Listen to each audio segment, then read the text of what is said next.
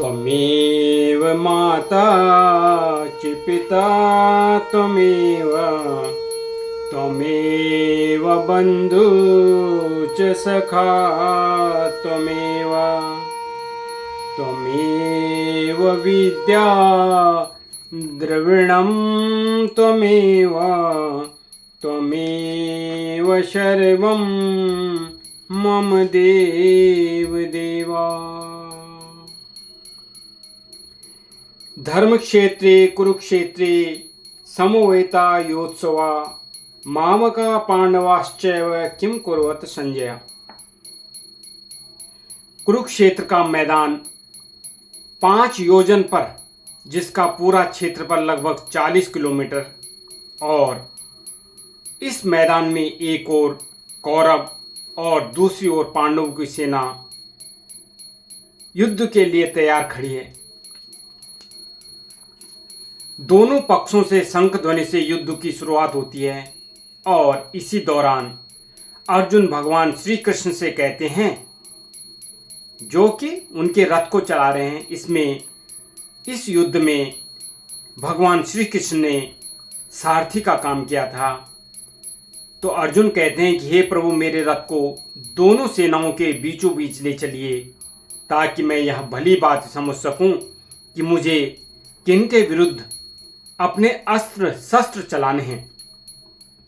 भगवान श्री कृष्ण रथ को दोनों सेनाओं के बीच में खड़ा कर देते हैं, लेकिन अर्जुन जब देखता है कि उसके विरुद्ध में उनके पितामह, गुरुजन, चाचा, ताऊ, भाई सामने खड़े हैं, तो अर्जुन का शरीर शिथिल हो जाता है। उनके हाथ कांपने लगते हैं, धनुष हाथ से छूट जाता है। फिर भगवान श्री कृष्ण ने अर्जुन को कुरुक्षेत्र के मैदान में उपदेश दिया और अर्जुन को युद्ध के लिए तैयार किया।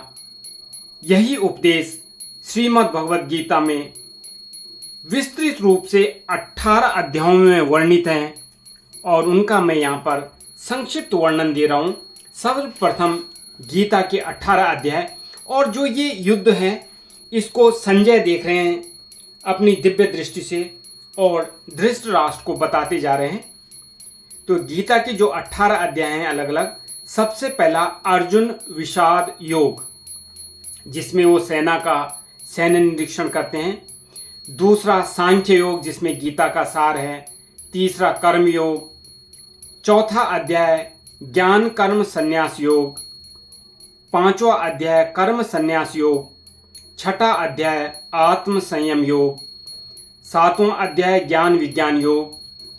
8वां अध्याय अक्षर ब्रह्म योग। 9वां अध्याय राजविद्या राजगुह्य योग। 10वां विभूति योग। 11वां विश्व रूप दर्शन योग, जिसमें भगवान श्री कृष्ण ने अपना विराट रूप प्रकट किया। 12वां भक्ति योग। 13वां क्षेत्र क्षेत्रज्ञ विभाग योग। 14वां गुणत्रय विभाग योग। 15वां पुरुषोत्तम योग। 16वां दैवासुर समद विभाग योग। 17वां श्रद्धात्रय विभाग योग और 18वां मोक्ष संन्यास योग। तो इसमें चलते हैं एक एक अध्याय करके, जिनका संक्षिप्त विवरण कि किस प्रकार से श्रीमद् भगवद गीता का ये 18 अध्याय चले। प्रथम अध्याय का नाम अर्जुन विषाद योग है। वह गीता के उपदेश का विलक्षण रंगमंच प्रस्तुत करता है। शौर्य और धैर्य, साहस और बल, इन चारों गुणों की प्रभुत मात्रा से अर्जुन का व्यक्तित्व बना था और इन चारों के ऊपर 2 गुण और थे, एक क्षमा, दूसरी प्रज्ञा। बल प्रदान क्षात्र धर्म से प्राप्त होने वाली स्थिति में पहुंचकर सहसा अर्जुन के चित्त पर एक दूसरी प्रकार के मनोभाव का आक्रमण हुआ। वह था कार्पण्य का। एक विचित्र प्रकार की करुणा उसके मन में भर गई और उसका छात्र स्वभाव, जो क्षत्रिय स्वभाव होता है, लुप्त हो गया। वह निर्णय नहीं कर पा रहा था कि युद्ध करे या वैराग्य ले, क्या करे क्या न करे, कुछ समझ में नहीं आया। इस मनोभाव की चरम स्थिति में पहुंचकर उसने अपने धनुष बाण तक एक ओर डाल दिए। भगवान कृष्ण ने अर्जुन की यह स्थिति देखकर जान लिया कि अर्जुन का शरीर तो ठीक है, किंतु युद्ध आरंभ होने से पहले ही उस अद्भुत क्षत्रिय का मनोबल टूट चुका है। बिना मन के यह शरीर खड़ा नहीं रख सकता। अतएव भगवान कृष्ण के सामने एक गुरु कर्तव्य आ गया। अतः तर्क से, बुद्धि से, ज्ञान से, कर्म की चर्चा से, विश्व के स्वभाव से, उसमें जीवन की स्थिति से, दोनों के नियामक अव्यय पुरुष के परिचय से और उस सर्वोपरि परम सत्तावान ब्रह्म के साक्षात दर्शन से अर्जुन के मन का उद्धार करना, यही भगवान श्री कृष्ण का लक्ष्य हुआ और इसी तत्व चर्चा का विषय गीता है। श्री कृष्ण गोविंद हरे मुरारी, हे नाथ नारायण वासुदेवा। चलते हैं दूसरे अध्याय में। दूसरे अध्याय का नाम सांख्य योग है। अर्जुन को उस कृपण स्थिति में रोते देखकर भगवान कृष्ण ने उनका ध्यान दिलाया कि इस प्रकार का क्लैब्य और हृदय की क्षुद्र दुर्बलता अर्जुन जैसे महान वीर के लिए उचित नहीं। कृष्ण ने अर्जुन की अब तक की दी हुई सब युक्तियों को प्रज्ञावाद का झूठा रूप कहा। उनकी युक्ति यह है कि प्रज्ञा दर्शन काल कर्म और स्वभाव से होने वाले संसार की सब घटनाओं और स्थितियों को अनिवार्य रूप से स्वीकार करता है। जीना और मरना, जन्म लेना और बढ़ना, विषयों का आना और जाना, सुख और दुख का अनुभव, ये तो संसार में होते ही हैं। काल की चक्र गति इन सब स्थितियों को लाती है और ले जाती है। नित्य जीव के लिए शोक करना उतना ही व्यर्थ है जितना अनित्य शरीर को बचाने की चिंता। ये दोनों अपरिहार्य हैं। जन्म और मृत्यु बारी बारी से होते हैं, ऐसा समझकर शोक करना उचित नहीं। अर्जुन को संदेह हुआ कि व्यक्ति कर्म करे और फल न चाहे तो उसकी स्थिति क्या होगी। कर्मण्येवाधिकारस्ते मां फलेषु कदाचन, यह एक व्यावहारिक शंका थी। उसने भगवान श्री कृष्ण ने पूछा कि इस प्रकार का दृढ़ प्रज्ञा वाला व्यक्ति जीवन का व्यवहार कैसे करता है। आना जाना, खाना पीना, कर्म करना, उनमें लिप्त होकर भी निर्लिप्त जैसे कैसे रहा जा सकता है। भगवान कृष्ण ने कितने ही प्रकार से बाह्य इंद्रियों की अपेक्षा मन के संयम की व्याख्या की है। काम, क्रोध, भय, राग, द्वेष के द्वारा मन का सौम्य भाव बिगड़ जाता है और इंद्रियां वश में नहीं रहती। इंद्रिय जय ही सबसे बड़ी आत्मजय है, तभी मन प्रफुल्लित, शांत और सुखी होता है। श्री कृष्ण गोविंद हरे मुरारी, हे नाथ नारायण वासुदेवा। तृतीय अध्याय। इस प्रकार सांख्य की व्याख्या का उत्तर सुनकर कर्मयोग नामक तीसरे अध्याय में अर्जुन ने इस विषय में और गहरा उतरने के लिए स्पष्ट प्रश्न किया कि सांख्य और योग, इन दोनों मार्गों में आप किसे अच्छा समझते हैं और क्यों नहीं यह निश्चित करते कि मैं इन दोनों में से किसे अपनाऊं। इस पर भगवान श्री कृष्ण ने भी उतनी ही स्पष्टता से उत्तर दिया कि लोक में दो निष्ठाएं या जीवन दृष्टियां हैं। सांख्यवादियों के लिए ज्ञान योग है और कर्म मार्गियों के लिए कर्मयोग है। यहां कोई व्यक्ति कर्म छोड़ ही नहीं सकता। प्रकृति तीनों गुणों के प्रभाव से व्यक्ति को कर्म करने के लिए बाध्य करती है। कर्म से बचने वालों के प्रति एक बड़ी शंका है, वह यह कि वे ऊपर से तो कर्म छोड़ बैठते हैं पर मन ही मन उसमें डूबे रहते हैं। यह स्थिति असह्य है और इसे भगवान कृष्ण ने गीता में मिथ्याचार कहा है। मन में कर्मेंद्रियों को रोककर कर्म करना ही सरल मानवीय मार्ग है।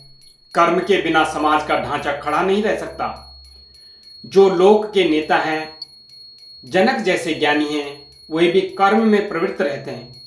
भगवान कृष्ण ने स्वयं अपना ही दृष्टांत देकर कहा कि मैं नारायण का रूप हूं, मेरे लिए कुछ भी कर्म शेष नहीं है, फिर भी तंद्रा रहित होकर कर्म करता हूं और अन्य लोग मेरे मार्ग पर चलते हैं। अंतर इतना ही है कि जो मूर्ख हैं वे लिप्त होकर कर्म करते हैं, पर ज्ञानी असंग भाव से कर्म करता है।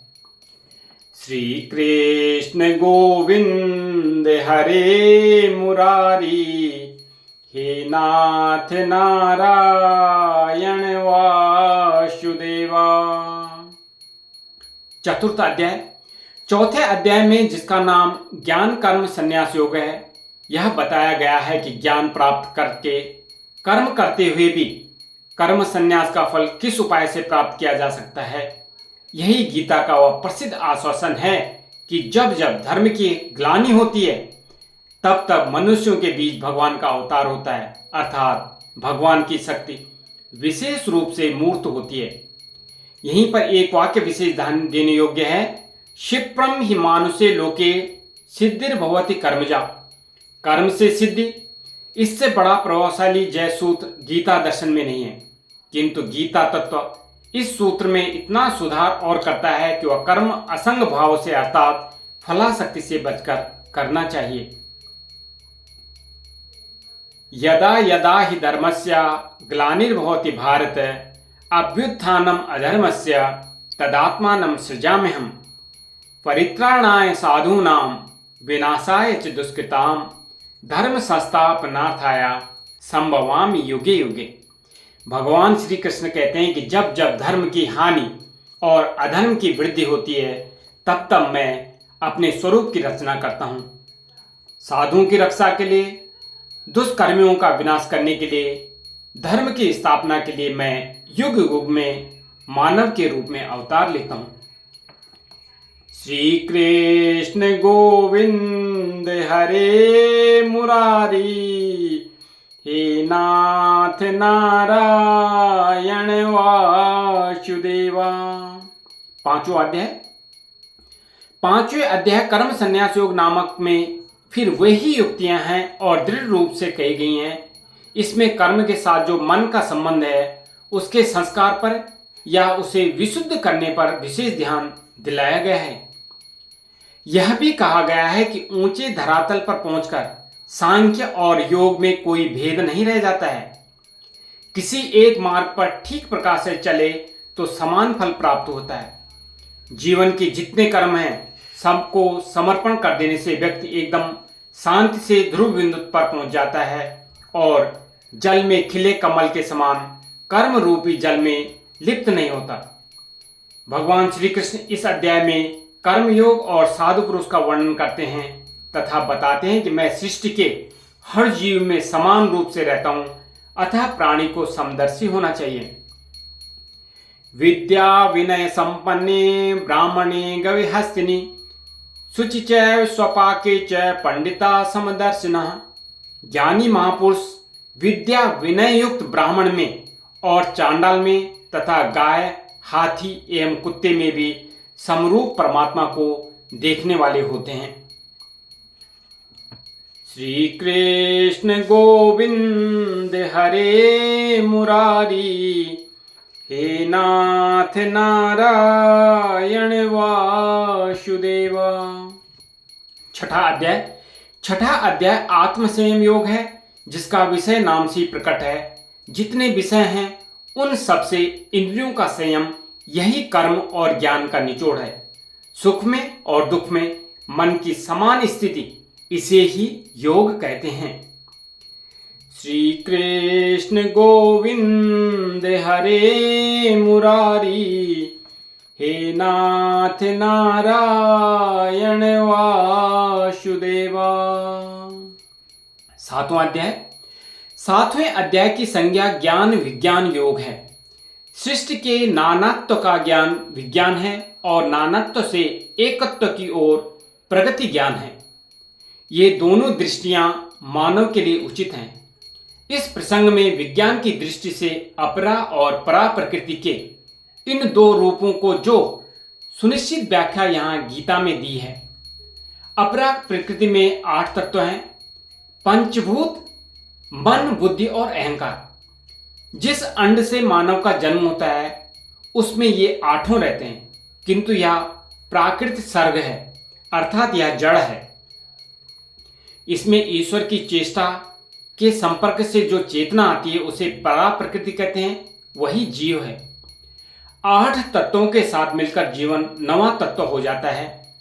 इस अध्याय में भगवती दृष्टि का भी उल्लेख है, जिसका सूत्र वासुदेवा सर्वमिति, सब वसु या शरीरों में एक ही देव तत्व है, उसी की संज्ञा विष्णु है। किंतु लोक में अपनी अपनी रुचि के अनुसार अनेक नामों और रूपों में उसी एक देव तत्व की उपासना की जाती है। अच्छा यही है कि बुद्धिमान मनुष्य उस ब्रह्म तत्व को पहचाने जो अध्यात्म विद्या का सर्वोच्च शिखर है। पंच तत्व मन बुद्धि मैं ही हूं, मैं ही संसार की उत्पत्ति कारक हूं और विनाश भी मैं ही करता हूं। मेरे भक्त चाहे जिस प्रकार भजे, परंतु अंततः मुझे ही प्राप्ति होती है। मैं योग माया से अप्रकट रहता हूं और मूर्ख मुझे केवल साधारण मनुष्य समझते हैं। यो यो याम याम तनु भक्ता सर्वयार्चित तुमिच्छति तस्य तस्याम चलाम श्रद्धाम तामे विदध्याम्यहम्।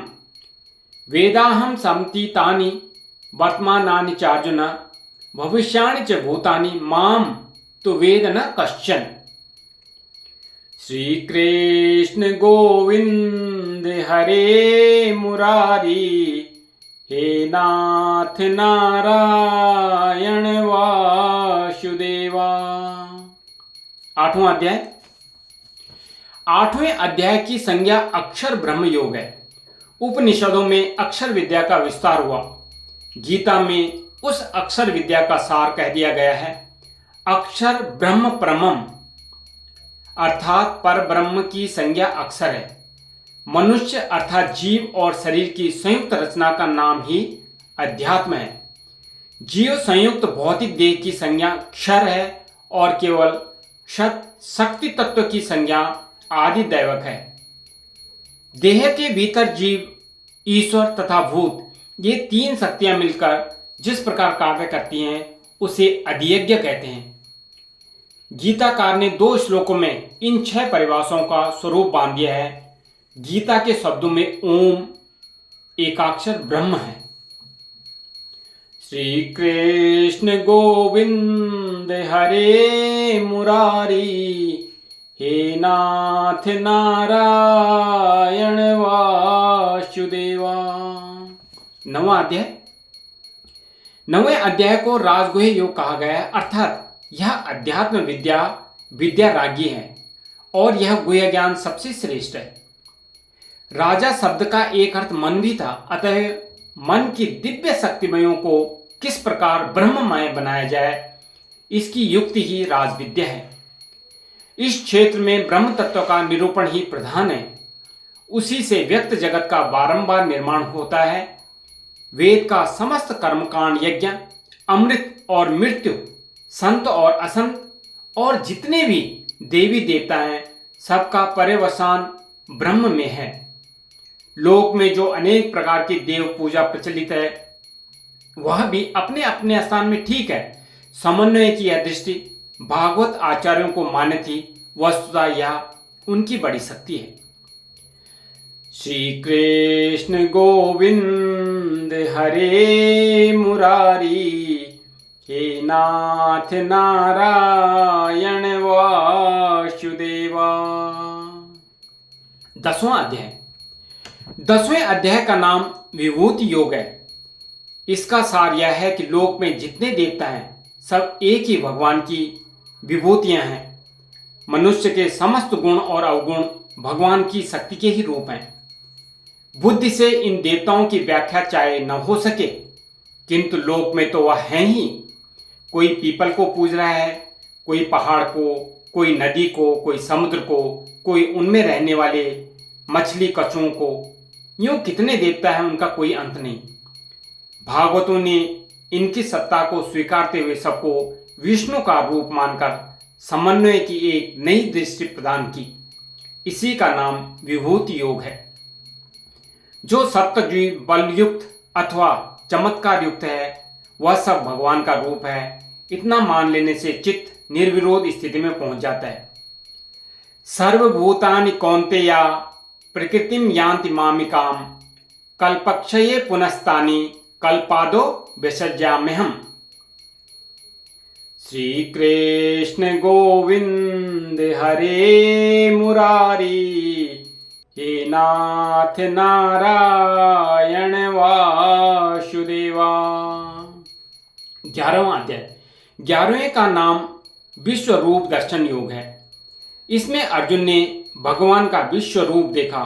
विराट रूप का अर्थ है मानवीय धरातल और परिधि के ऊपर जो अनंत विश्व का प्राणवंत रचना विधान है, उसका साक्षात दर्शन।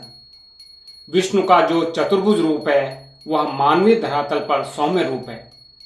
जब अर्जुन ने भगवान का विराट रूप देखा तो उसके मस्तक का विस्फोटन होने लगा। दिशो न जाने न लभे न शर्मा, दिशो न जाने न लभे च शर्मा, यही घबराहट के वाक्य उनके मुंह से निकले और उसने प्रार्थना की कि मानव के लिए जो स्वाभाविक स्थिति ईश्वर ने रखी है वही पर्याप्त है। श्री कृष्ण गोविंद हरे मुरारी, हे नाथ नारायण वासुदेवा। 12वां अध्याय। 12वें अध्याय का नाम भक्ति योग है, जो जानने योग्य है, जिसको जानकर मनुष्य परमानंद को प्राप्त हो जाता है, अर्थात वो परमात्मा ही सत्य है। श्री कृष्ण गोविंद हरे मुरारी, हे नाथ नारायण वासुदेवा। 13वां अध्याय। 13वें अध्याय में एक सीधा विषय क्षेत्र और क्षेत्रज्ञ का विचार है। यह शरीर क्षेत्र है, उसका जानने वाला जीवात्मा क्षेत्रज्ञ है। श्री कृष्ण गोविंद हरे मुरारी, हे नाथ नारायण वासुदेवा। 14वां अध्याय। 14वें अध्याय का नाम गुणत्रय विभाग योग है। यह विषय समस्त वैदिक, दार्शनिक और पौराणिक तत्व चिंतन का निचोड़ है। सत्व रज तम नामक 3 गुण त्रिकों की अनेक व्याख्याएं। गुणों की साम्यावस्था का नाम प्रधान या प्रकृति है। गुणों के वैषम्य से ही वैकृत सृष्टि का जन्म होता है। अकेला सत्व शांत स्वभाव से निर्मल प्रकाश की तरह स्थिर रहता है और अकेला तम भी जड़वत निश्चेष्ट रहता है, किंतु दोनों के बीच में छाया हुआ रजोगुण उन्हें चेष्टा के धरातल पर खींच लाता है। गति तत्व का नाम ही रजस है। श्री कृष्ण गोविंद हरे मुरारी, हे नाथ नारायण वासुदेवा। 15वां अध्याय। 15वें अध्याय का नाम पुरुषोत्तम योग है। इसमें विश्व का अश्वत्थ के रूप में वर्णन किया गया है। यह अश्वत्थ रूपी संसार महान विस्तार वाला है। देश और काल में इसका कोई अंत नहीं है, किंतु इसका जो मूल या केंद्र है उसे ऊर्ध्व कहते हैं। वह ब्रह्म ही है। एक और वह परम तेज जो विश्व रूपी अश्वत्थ को जन्म देता है, सूर्य और चंद्र के रूप में प्रकट है। दूसरी ओर वही एक एक चैतन्य केंद्र में या प्राणी शरीर में आया हुआ है। जैसे गीता में स्पष्ट कहा है, एवं वैश्यो नरा भूता पारिणा, अहम वैश्यो नरो भूता प्राणी नाम देह माश्रिता। वैश्वानर या प्राणमयी चेतना से बढ़कर और दूसरा रहस्य नहीं है। नर या पुरुष 3 है, क्षर, अक्षर और अव्यय। पंचभूतों का नाम क्षर है, प्राण का नाम अक्षर है और मनस्तत्व या चेतना की संज्ञा अव्यय है। इन्हीं 3 नरों की एकत्र स्थिति से मानवीय चेतना का जन्म होता है। उसे ही ऋषियों ने वैश्वानर अग्नि कहा है। श्री कृष्ण गोविंद हरे मुरारी, हे नाथ नारायण वासुदेवा। 16वां अध्याय। 16वें अध्याय में देवासुर संपत्ति का विभाग बताया गया है। आरंभ से ही ऋग्वेद में सृष्टि की कल्पना दैवी और आसुरी शक्तियों के रूप में की गई है। यह सृष्टि के द्विविरुद्ध रूप की कल्पना है। एक अच्छा और दूसरा बुरा, एक प्रकाश में दूसरा अंधकार में, एक अमृत दूसरा मर्त्य, एक सत्य दूसरा अनर्थ। श्री कृष्ण गोविंद हरे मुरारी, हे नाथ नारायण वासुदेवा। 17वां अध्याय। 17वें अध्याय की संज्ञा श्रद्धात्रय विभाग योग है। इसका संबंध रज, सत और तम इन तीनों गुणों से है, अर्थात जिसमें जिस गुण का प्रादुर्भाव होता है उसकी श्रद्धा या जीवन की निष्ठा वैसी बन जाती है। यज्ञ, तप, दान, कर्म ये सब 3 प्रकार की श्रद्धा से संचालित होते हैं। यहाँ तक कि आहार भी 3 प्रकार का है। उनके भेद और लक्षण गीता ने यहाँ बताए हैं। श्री कृष्ण गोविंद हरे मुरारी, हे नाथ नारायण वासुदेवा। 18वां अध्याय। 18वें अध्याय की संज्ञा मोक्ष संन्यास योग है। इसमें गीता के समस्त उपदेशों का सार एवं उपसंहार है। यहाँ पुनः बलपूर्वक मानव जीवन के लिए 3 गुणों का महत्व कहा गया है। पृथ्वी के मानवों में और स्वर्ग के देवताओं में कोई भी ऐसा नहीं जो प्रकृति के चलाए हुए इन 3 गुणों से बचा हो। मनुष्य को बहुत देख भाग कर चलना आवश्यक है, जिससे वह अपनी बुद्धि और वृत्ति को बुराई से बचा सके और क्या कार्य है क्या अकार्य है इसको पहचान सके। धर्म और अधर्म को, बंध और मोक्ष को, वृत्ति और निवृत्ति को जो बुद्धि ठीक से पहचानती है वही सात्विकी बुद्धि है और वही मानव की सच्ची उपलब्धि है। इस प्रकार भगवान श्री कृष्ण ने जीवन के लिए व्यावहारिक मार्ग का उपदेश देकर अंत में कहा कि मनुष्य को चाहिए कि संसार के सब व्यवहारों का सच्चाई से पालन करते हुए जो अखंड चैतन्य तत्व है, जिसे ईश्वर कहते हैं, जो प्रत्येक प्राणी के हृदय या केंद्र में विराजमान है, उसमें विश्वास रखे, उसका अनुभव करे। वही जीव की सत्ता है, वही चेतना है और वही सर्वोपरि आनंद का स्रोत है। श्री कृष्ण गोविंद हरे मुरारी, हे नाथ नारायण वासुदेवा, हे नाथ नारायण वासुदेवा, हे नाथ नारायण वासुदेवा। इसी के साथ आप सभी को मेरा नमस्कार। और ये जो श्रीमद् भगवद गीता के 18 अध्याय थे, ये मैंने आपके सामने संक्षिप्त में प्रस्तुत किए हैं। इसका विस्तृत विवरण आप श्रीमद् भगवद गीता में पढ़ सकते हैं, सुन सकते हैं और देख सकते हैं। एक बार फिर से श्री कृष्ण गोविंदाय हरे हरे। ओम नमो भगवते वासुदेवाय, ओम नमो भगवते वासुदेवाय, ओम नमो भगवते वासुदेवाय।